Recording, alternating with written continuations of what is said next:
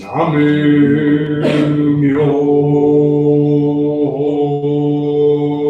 Renge Kyo. Nam-myoho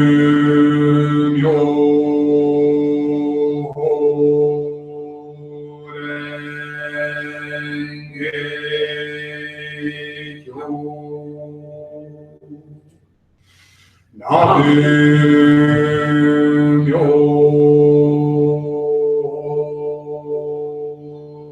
Renge Kyo. Nam-myoho Renge Kyo.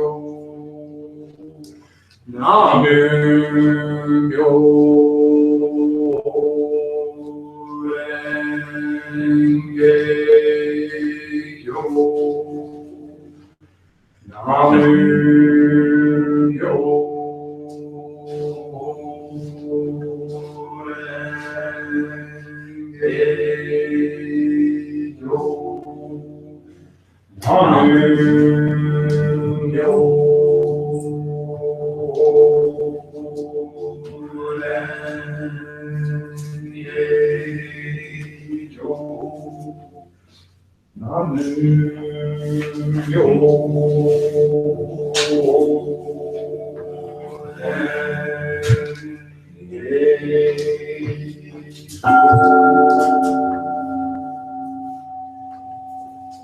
Good morning, everybody. Thank you for coming today. Good morning. Let's start with a little bit of silent meditation to sort of prepare ourselves before the sermon. Center ourselves. So sit on the front of your chair. Sit with your thighs and shins at a 90-degree angle. Tongue going to move through your mouth. Roll your shoulders back. Let your arms kind of dangle down and then lightly put them in your lap. Allowing your spinal column and your skeletal structure to hold your weight instead of your muscles. Keep your head up. Let it feel as if it's floating on a balloon. Let your waist feel as if it's sinking like a boat. Tuck your chin in, but not too much, just a little. Keep your eyes open. Don't close them. Keep them open, but just let your eyes relax. Bring unfocused out. Keep our eyes open because we do not go through life with our eyes closed. Jōshingyo, meditation to prepare the mind and body for chanting the old Bible.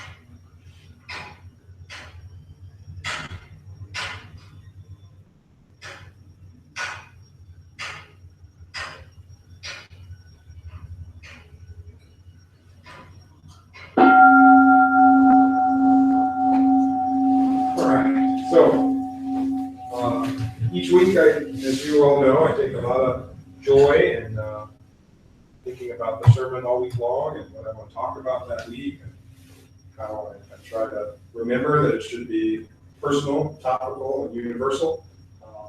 And so this week, I got a cold, and I wanted to talk about that. In Buddhism, the things that we are reminded come to us all are birth, old age, death, and suffering. But these are common to all of us. But with an enlightened frame of mind and an understanding that we are these transitory, constantly changing, ever-evolving beings, we can understand that those particular moments don't necessarily have to be perceived as negatives, but just as opportunities. As I have progressed in this path farther along as being a Shami, a novice priest, one of the things that my master has taught me is that life is a mirror, that shows us ourselves. You know, we perceive ourselves as this ego, this individual that needs to be protected against others, against outsiders, and things like that. But in reality, we're just a pile of experiences, things that we've seen, tasted, smelled, touched, felt, heard, whatever it may be. And that as I progress on, I start to learn that each situation is a mirror to show myself the things that I attach to, the things that make me scared or nervous or fearful or attached to all the time. And that the farther we progress as Buddhists, the less the little things start to be an annoyance. And then it takes something bigger and bigger and bigger to act as our mirror. And so we can't get upset with ourselves because it's just like learning martial arts techniques. You know, you might learn how to deal with a punch, but if somebody comes at you with a bottle, it's a different situation, and you start going, "Oh God, what do I do?" Right? And so in that situation, we're kind of having to improvise, adapt, and overcome. Right? We're kind of having to just kind of figure it out on the fly. And we can get really mad at ourselves because we don't know how to deal with that situation, or we can understand that it's a learning situation. So, for example, I've gotten so much better over the last several years of being in Shami at being able to kind of just the lesser annoyances of life, but the truth is that they're still there. Right? The Buddha still got angry. The Buddha still got frustrated and sad. He just didn't attach to them as places to abide. Right? So for me, even though those little annoyances don't become as annoying anymore, when I got sick, well, now it's like a different story. Well, now you're like seeing yourself in your extreme. Now you're like, I'm tired. I'm sick. I don't want to go back. I don't have time. You know, and we can give into that, right? We can give into that. What about me? What about this? I don't want to. I don't like this. You know, we can give into that, or we can realize that this is kind of a transitory thing. In those situations now, when I get to see myself in the mirror, instead of trying to defend and justify why it's messing with me and my flow, I start to realize, oh, well, this is just part of the pattern. Like, everybody's going to get sick. I'm sick. And here's the other side. I had to remember, I was like, oh, you know what? I might be reacting like this because I am sick and I'm tired and I need to take some more rest. And maybe I put too much on my plate. And maybe this reaction is to remind me, oh, I need to take care of myself a little bit. I need to take be a little more mindful about how I use my energy, my time, and not get mad at the situation as, oh, well, why me?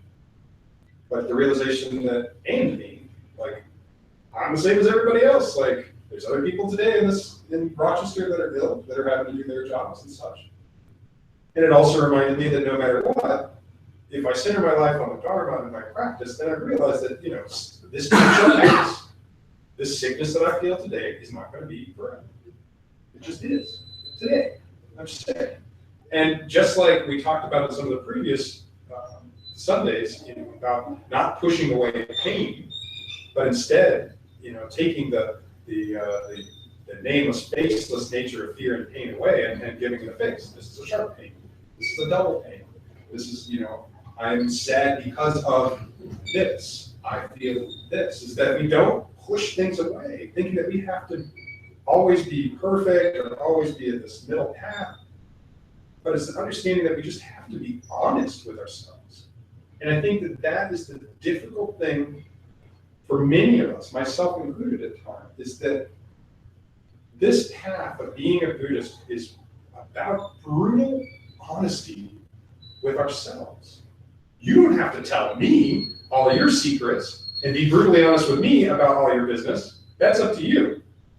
But you do need to be honest with yourself.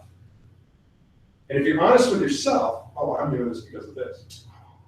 Even if you don't like it, even if you don't want to admit it, it's like you have to be honest with yourself. Because in the end, you're the Buddha inside. And if you can't be honest with the Buddha, who are you going to be honest with? Right? What is my motivation in this situation? Why do I feel frustrated? Why do I feel like I'm not being paid attention to or I'm not getting loved? Why do I feel like I need to be with somebody else? Why do I feel like I need to consume this thing, whatever it may be? Why? It's the most controversial question there is. It's the one that drives parents crazy when a child asks it. Why?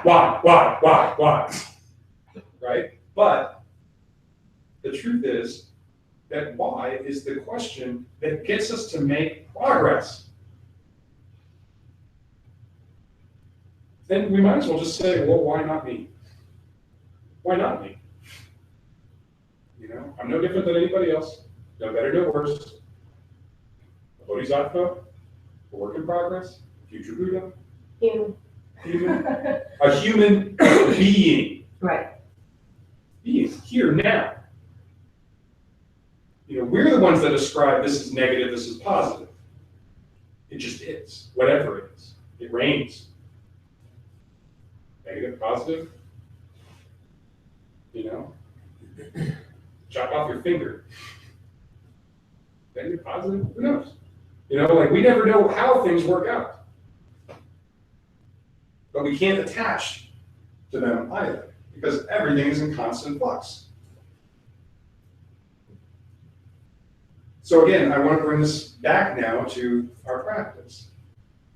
The reason that we practice every day, the reason that we do our Shraddha, the reason that we do our meditation and we do our chanting every day, is so that we can better navigate the ups and downs of life. Life is Peaks and valleys. peaks and valleys. You know, the middle path is not that we're always like this. It's understanding it's the average between this and this. Best day, worst day. You know, and we learn to create an equanimity, an equalness within ourselves, to treat success and failure as imposters, and both just the same. Rudyard Kipling referred to that in the poem If. We don't attach. Things just are. Sometimes we will be rich, sometimes we will be poor, sometimes we will be famous, sometimes we will be loathed. But what we do have is we have the Dharma. We have this path, this teaching that says that Buddhists care about only one thing. How do I cause all sentient beings, all thinking and feeling beings, to enter into the unsurpassed way, enter into this way of understanding that all things are transitory, that all beings are equal, all beings are connected, and quickly become Buddhists. Not in a billion lifetimes, but quickly. Here, now, you are a Buddha. Just maybe you need to act a little bit more like it. That doesn't mean stopping everything you're doing and doing the exact opposite. Because no one said what a Buddha looks like or what a Buddha acts like specifically, right? You're your own unique Buddha. So are you. So are you. So am I. But the only way that we're ever going to actualize that potential is by putting other people first. And that, I don't mean putting other people first and letting them step on you. But realizing that when I put somebody else first, what I'm trying to do is put their enlightenment first. Now, in that situation with one of my students, in order for me to put their enlightenment first, it may mean that I have to punish them for a behavior that they have not been able to deal with themselves, to draw attention to it, to show them a mirror and say, look at your behavior. Do you like that? If you don't like that, let's change it. Sometimes, in order to nurture someone's Buddha nature, I got to take one for the team. I got to be the one that doesn't lash back out when someone's wrong and just say, oh, my apologies. Even when it wasn't my fault. Because that provided the space for that person who knew that they were wrong to be able to say, oh no, it's actually my fault. Oh, well, okay, it's all good. But if I had said, well, it's not my fault, they would be like, well, it's not mine either. So it's got to be your fault or somebody else's. But if I say, no, it's my fault, my bad, they're like, no, it's actually my fault. Okay, you know what, it's my fault, my bad. And now I've taken the blame out of it because I took the blame already, so everybody's okay. Because I know I don't exist. So daily practice is the reason that we're able to do this. The reason that we're able to kind of navigate through life and be chill with everybody and see the Buddha in everyone is because every single day we take our time in the morning and evening or morning or evening and do our practice. Do our seated meditation, do our chanting. Why do we do these things? We do the seated meditation so that we can delve into mind, so that we can see that the mind is a constantly fluctuating thing. And we learn to kind of deal with that. And we learn to find that equanimity. And we chant, because then it puts the focus on all of that, not on ourselves, but on dedicating all of that merit out to everybody else. That the reason I'm doing this, the reason that I'm sitting in meditation is not to make myself better for myself, to achieve something. There's nothing to achieve. The reason I'm sitting in meditation, the reason I'm doing this chanting is so that I can be better for others. A better tool, a better vessel, a better teacher. Right? That's why I do my practice. And so that's what we should use as our motivation to actually get up and do the dadgum thing, is to realize that I'm not doing this for me, I'm doing this for my mom. I'm doing this for my student.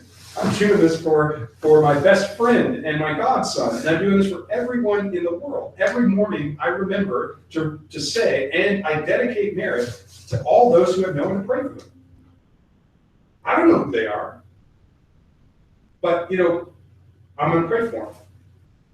Do I know for sure anything's going to happen? No. But even if it's just aspirational, even if it's just a placebo, it reminds me, this Buddha, that my purpose is to serve other beings before I serve myself. That's why in the temple we never serve ourselves tea, we serve others first. I can't tell you how often when I was younger in Buddhism that I was just, I want some tea, and I'd be like, tea, hoping to get something to get, there's none left.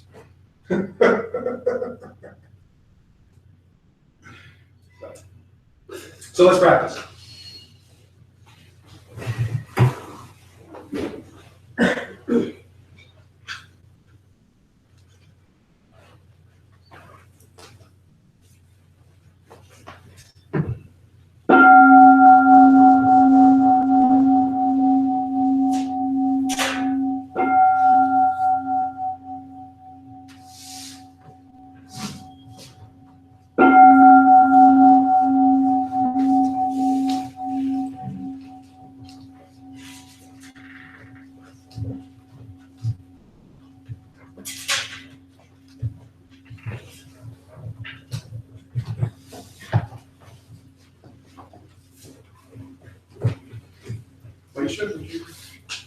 Would you sit with Jane and kind of show her how to use the book? You can just kind of hold it for her. Jane, this is Maisha. She's one of our members, really wonderful human being. Everybody, this is Jane. She is one of my business partners and hardest friends. Hello. Page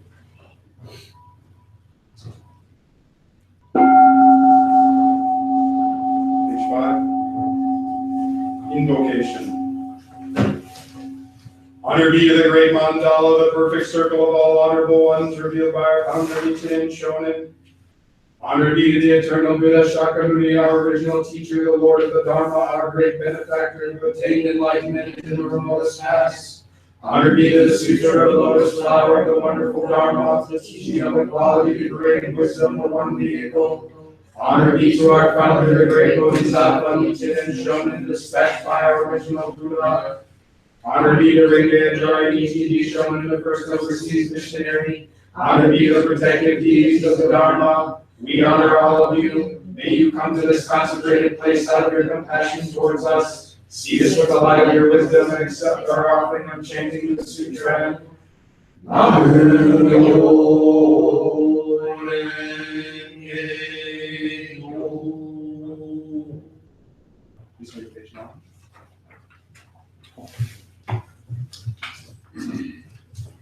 Verses for opening the sutra.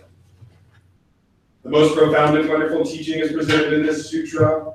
This sutra is difficult to meet even once in thousands and millions of aeons. Now we have been able to see, hear, receive, and keep this sutra. May we understand the most excellent teaching of the Tathagata. The most excellent teaching of the great vehicle is very difficult for us to understand. We shall be able to approach enlightenment when we see, hear, or touch this sutra. Expounding is the Buddha's wisdom. Expounded is the Buddha's truth. The letters composed of the sutra are Buddha's manifestation. Just as perfume is caught by something put nearby, so shall we be richly benefited by this sutra, even when we are not aware of being so benefited, because it has been inherent or accumulated in this sutra. We can expiate our past transgressions, do good deeds, and attain Buddhahood by the merits of this sutra. It does not matter whether we are wise or not, or whether we believe the sutra or slander it. This sutra is the most wonderful and most excellent taught by the Buddhas of the past, present, and future. May we meet and receive it, birth after birth, world after world. It's on page 15.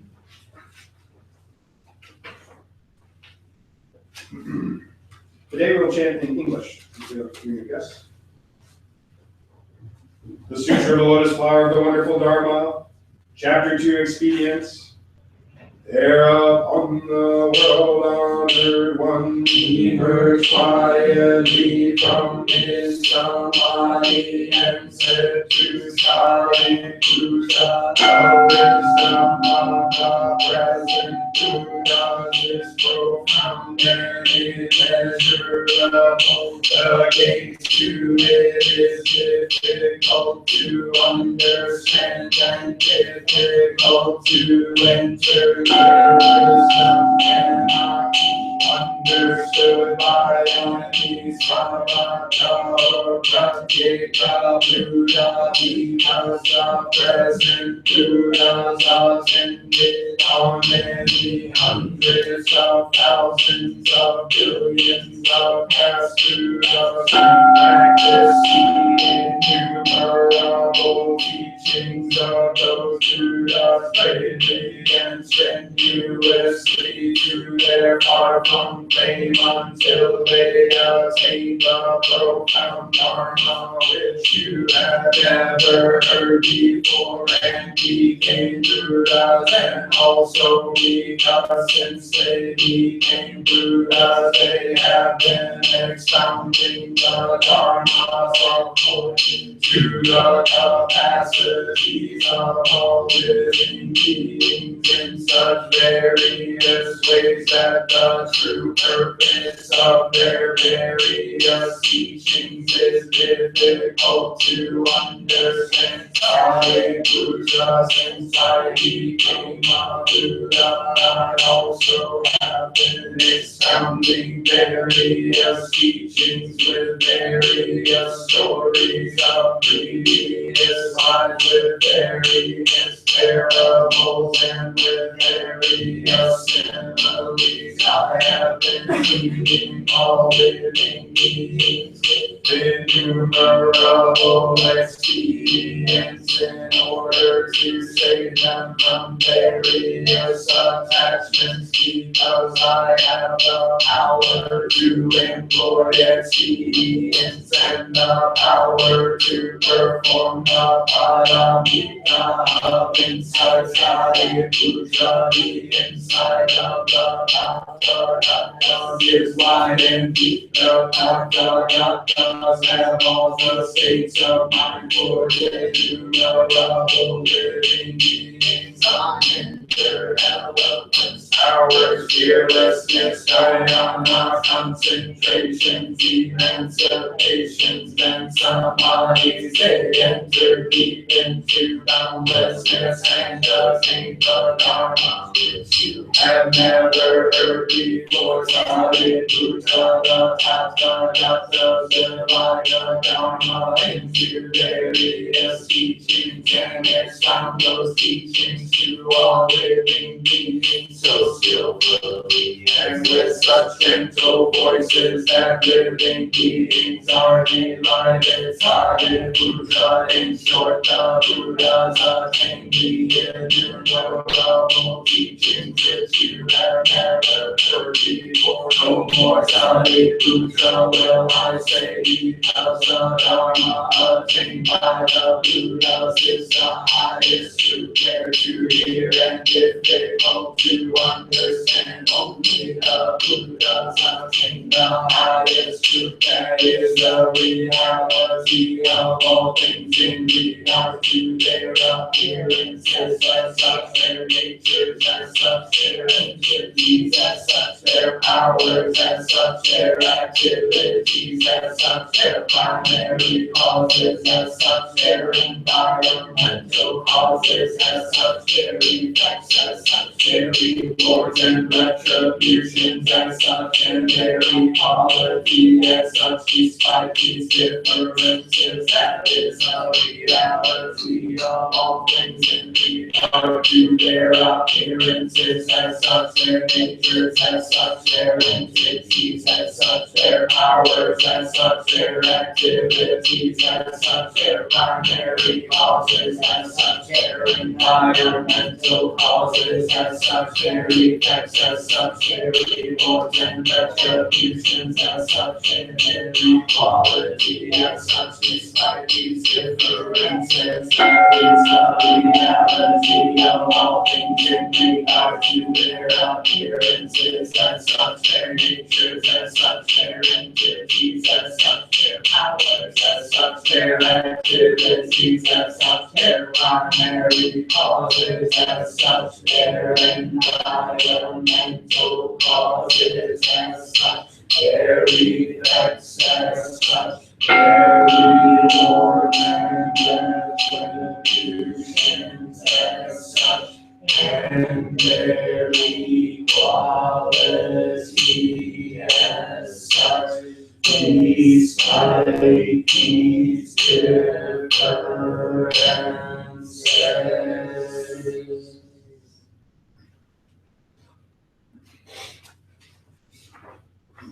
Please turn to page 40.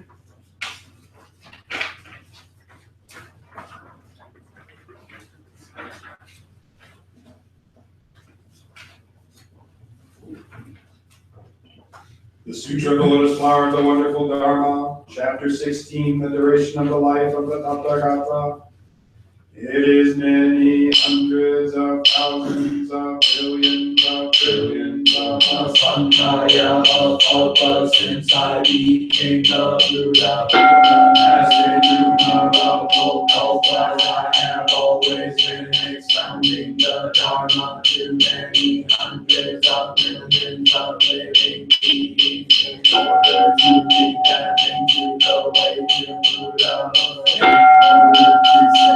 Perverted people, I exceed and show my nirvana to them. In reality, I shall never pass away. I always live here and expound the Dharma, although I always live here with the perverted people. I disappear from their lifetime, my supernatural powers, and they see me pass away, and they offer into my sadhus and adore me, admire me, and become devout, upright, and gentle, and wish to see me with all their hearts at the cost of their lifetime. Reappear on my sacred ego with my sangha and say to them, I always live here, I shall never be extinct, I show my extinction to you, expediently, although I never pass away. I also sound the unsurpassed Dharma to the living beings of the other worlds. If they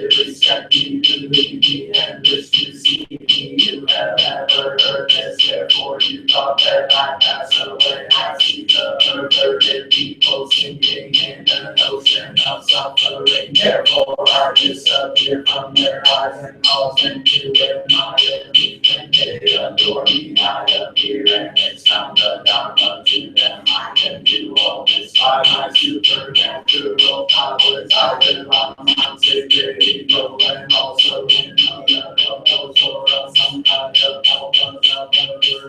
people think this world is in a great fire. The end of the coma of destruction is coming in reality. This world of mine is peaceful, it is filled with gods and men of tyrants, forests and sacred buildings are adorned with various treasures of children and many flowers and fruits of living beings are enjoying themselves, and the gods are eating heavenly drums, making various kinds of music and raining on the flowers on the great multitude, and the mystical world of mine is indestructible, but the perverted people think it is full of sorrow, fear, and other sufferings. It will soon burn away because of their evil karmas. The sinful people will not be able to hear even the names of the three treasures are in the sun. Help us to those who have accumulated merits and who are gentle and upright, and who see me living here. I'm in the dharma, I say the duration of my life is immeasurable to those who see me after a long time. I say it is difficult to see the Buddha. I can do all this by the power of my wisdom. The light of my wisdom knows no bound. The duration of my life is innumerable. I obtain this longevity by ages of practices. All of you wise men have no doubt about this. Remove your doubts and no more my words. I do not false a position to set a man exceeding envy to tell his murderous son of the death of their father in order to kill them was not accused of falsehood, although he was still alive in the same manner. I am the father of the world. I am saving all living beings from suffering because they have perverted. I say that I shall pass away, although I shall not. If they always see me, they will become arrogant and licentious and cling to the five desires so much that they will fall into the evil regions. I know who is practicing the way and who is not. Therefore, I expound various teachings to all living beings according to their capacity. I am always thinking, how shall I cause all living beings enter into the unsurpassed way, and they come to us.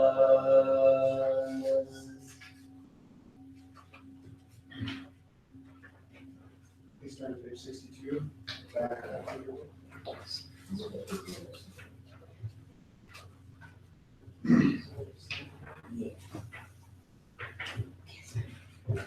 Devotion. Unso. The wonderful truth expounded in the Lotus Sutra, the Huzo Daimoku we now chant, is what the past Buddhas taught, the present Buddhas are teaching, and the future Buddhas shall teach. It is the great Dharma, true and pure, the propagation of which was transmitted primarily to Bodhisattva Jogyo by the Buddha on Mount Sacred Eagle. Once we chant Amu Gyo Renge Gyo, we shall attain the right view that the 3,000 worlds exist in our minds just as they are. The pure land of tranquil light shall be made manifest in our sight, and together with all other beings we shall enjoy living in the land of truth. May the sound of our chanting the old Daimoku permeate the whole world and be offered to the three treasures and be bestowed on all beings. May all beings enter the world of the one reality, the great vehicle. May the Buddha land be adorned and all beings favored with the merits of our chanting. Shosho. Chanting the old Daimoku.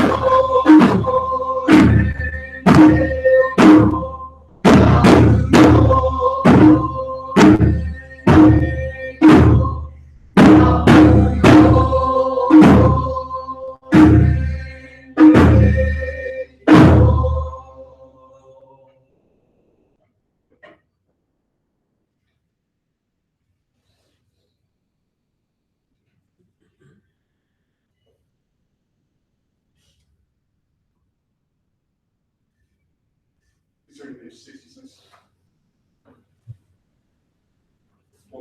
The difficulty of retaining the sutra. Chapter 11 is holding the sutra of treasures. It is difficult to keep the sutra. I shall be glad to see anyone keeping it in for a moment. So will all the other, because he will be praised by all, because he will be a man of her. And never he should be considered you have already observed us. That's and practice of he will be a thing to observe as and and out of without any one to reach and three sizes. No feature in substance of mind. He shall be considered to live on the stage of liberty and for anyone after my estimate who understands the meaning of this sutra will be wild of God and anyone who lives on this sutra in the form in this step will be honored and offering by all gods. Amen. Page 68. Golden chain. I am the link in Lord Buddha's golden chain of love that stretches around the world. I must keep my lane bright and strong. I will try to be kind and gentle to every living thing, and protect all who are weaker than myself. I will try to think pure and beautiful thoughts, to say pure and beautiful words, and to do pure and beautiful deeds, knowing that on what I do now depends my happiness and misery. May every link in Lord Buddha's golden chain of love become bright and strong, and may all attain perfect peace. Today I'll read the echo prayer.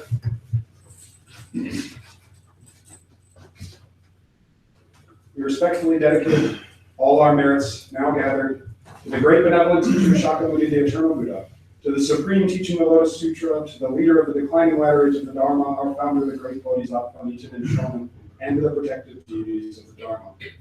May all beings under the heavens and within the four seas live in accordance with the wonderful Dharma. May the wonderful Dharma spread throughout the 10,000 years of the declining ladder age of the Dharma. May we realize this world is the Eternal Buddha's pure land. May peace permeate all the world and all beings enjoy peace and happiness. May all beings live in safety and live long without misfortune.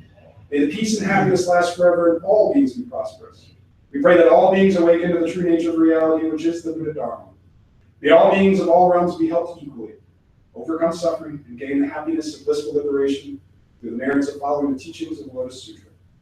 We pray for the spirits of our ancestors and for all the spirits of the universe. Today we especially remember those in sickness and distress and those who have passed. We remember those in sickness and distress: Lisa Simmons, Carmen Laverne, Damien Reddick, Woody Prevost, Jason Wellman, Jesse Schaefer, Lotus Meshi, David Mills, Gail Bull, David Watson, Beth Watson, Gabe Benitez, Victoria, Jesse Travis Burnham, Dawn Robinson, Jamie Logan, Dennis Sullivan, Pat Sullivan, Saskia Eller, Julie Rose, Dahlia Bob Ritchie, Eric Lynn Hilsman, Michael Dean Ritchie, Glenda Williams, Jeremiah, Sandy Phillips, Delano Hefner, John H. Schoaf, Margie Danuski, Bill Maston, and Uncle Martin. We remember those who have passed. We remember Maria A. Valentin, Jean Knott, Julia Petrikowski, Cheryl Sissy Jones, Stella, Ming Shi, and Scoop the Dog, Maggie Herman, Elena Joe Winter, Jack Parker, Terry Paquin, Bill Mears, Sensei, Aunt Barbara, Cosgrove Jordan, Cheryl Cushman, Patrick Scanlon, Don Robinson's husband, Mother Coleman, Phyllis Stevens, Robert Rose, Maurice Sprague, Jared Lovejoy, Marisa Pilatus, Rebecca Marsudian, Jake Marsudian, as well as Aunt Paula, her husband, Jim and the Benuski family, and Dan Sankala. May we purify our minds, limit our desires, learn to be content, feel free to experience the quiet and sweet joys of life, and learn to abandon all attachments formed in their mind. It is my personal wish that all the members of this temple and those who visit may deepen their faith and find their practice within themselves so that they may reach their highest Buddha nature. With this prayer, we endeavor to increase our understanding and appreciation of what others have given and contributed to us, and to develop constant, mindful consideration of how our thoughts and actions will beneficially contribute to others.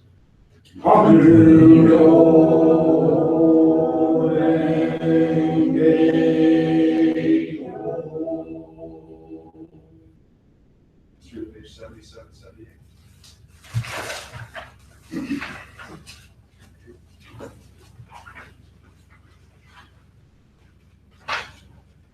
Shigu Seikan, four great vows.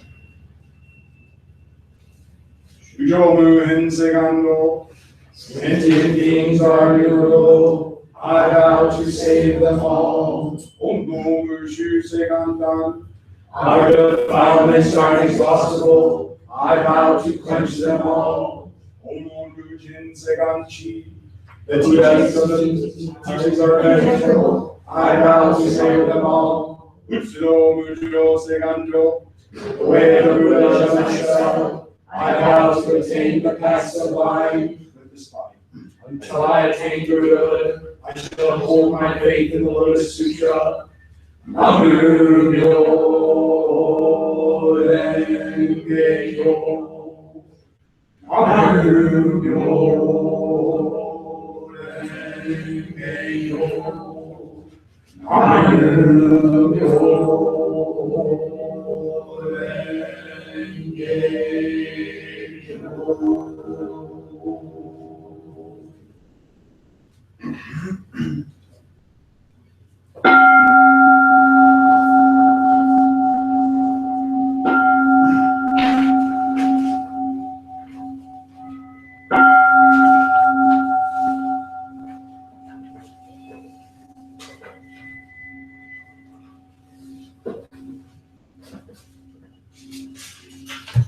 Put your hands in Wokai Jolene. We end as we began with silent meditation. This time we meditate in Jin-Chin Yoga, which is feeling the merits of the Odai Moku, the sublime beauty of life itself.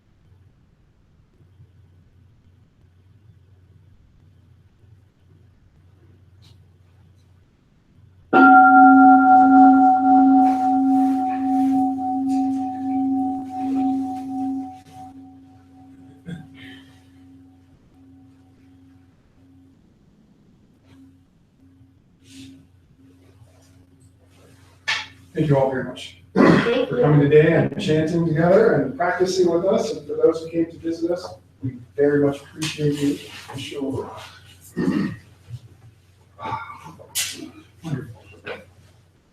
Now, as an announcement to let everybody know, we have been invited as a Sangha to the Vietnamese Buddhist Temple Meditation Center over on Genesee Street. They are celebrating Chinese New Year's today. They have lots of food. So Kaishan and James are riding with me. Anyone else who would like to ride with me, you're more than welcome. It's right over on Genesee Street. I have the address. It's the rest of the day. We're just gonna. So we're gonna leave from here like ASAP. We're just gonna kind of quickly pick up instead of turn off everything. Take a photo. Oh, we gotta take a photo. I take that. And also, before we do the photo, I wanted to make a couple of quick announcements as well. Sensei Kanjin Cedarman will be here next Sunday on February 5th.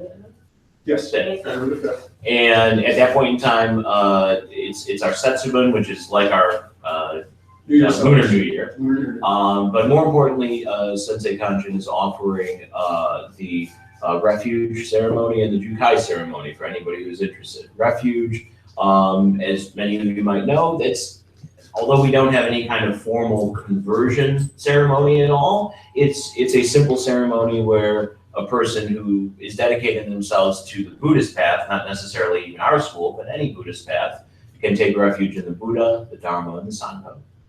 And then Jukai is a more formalized ceremony for those who wish to dedicate their studies in Buddhism to this particular school. Nichiren Shu. So it's like Nichiren Shu and our Kyoji lineage. Yep. So taking refuge in the three treasures is something common to every form of Buddhism. Anyone who came here could take refuge in the three treasures and be any form of Buddhism that they wanted. It would not matter. It's just generic to all Buddhism. Jukai is specific to this school, that if people wish to become actual members of this style of Buddhism, like Tibetan Buddhism or Zen Buddhism, then that's what Jukai is. And then you take that. And what time are those at? It'll be during the normal service time on Sunday, next Sunday. And then we also have Jeff Ishonen, who is one of our 70-year, he's like 70-something years old, but he's one of our ministers from North Carolina, who's moved to Syracuse to open up a sangha in Syracuse in the inner city because he was so inspired by what we did here. That he will be here, and then he'll probably be here once a month from now on. So we'll have that. So we have lots of cool stuff coming up next Sunday, and then the following Sunday is the Buddha's Parinirvana Day celebration, the day that Buddha passed away, and then the Sunday after that is Nichiren Shonin's birthday. So much last Sunday fun. And there will be, Sunday fun. and there will definitely be birthday cake on Sunday. Oh, yeah. And, Shonen's birthday. On Nichiren Shonin's birthday, 2 Sundays, there will be birthday cakes, because his wife makes amazing cakes. You know, your wife does it all right. No, she does. She does. The Vietnamese temple, I know Tanya has, Kaishan, do you have the address for the Vietnamese temple? It's on Genesee Street, you said, right? I don't have it offhand, but we'll get it. Collecting the services. Usually we put the floor Well, Gravity's still right. working. Hey, at least you would have it in here, right? That's your right, babe. Where'd she go? She's so short. Wait a minute. You can't run out of here without Oh, me, snap. Mom. I'm so sorry.